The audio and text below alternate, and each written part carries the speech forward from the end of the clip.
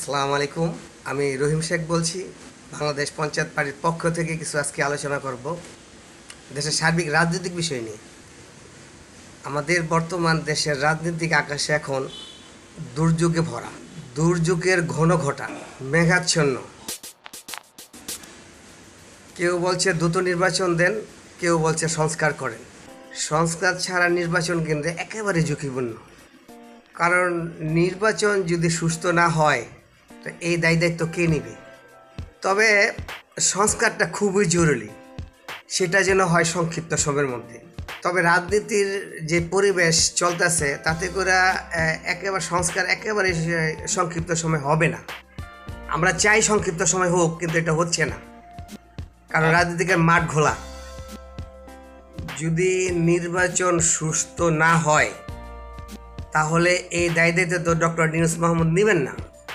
ওনাকে যদি আমরা সময় না দেই তাহলে তো নির্বাচনটা সুস্থ এবং অবাধ হবে না। আজকে যতটুকু জানলাম যে আরও 20টি দলের নেতাদের সাথে তার একটা বৈঠকের সম্ভাবনা আছে। গতকালকে বিএনপি, জামাত এবং এনসিপির সাথে কথা বলেছেন।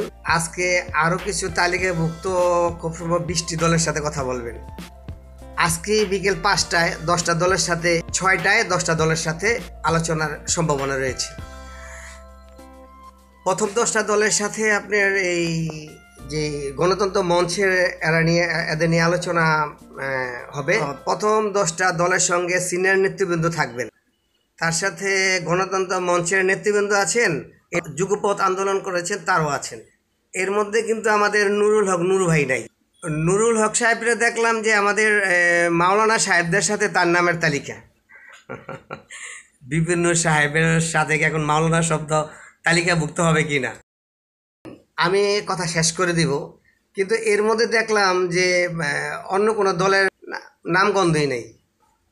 আমি আমার নিজের দলের কথা বলবো না, কিন্তু আলোচনার টেবিলে যাওয়ার মতো দেশে অনেক দলই আছে, তাদেরকে নিমন্ত্রণ করা হয় নাই। এটা দুঃখজনক।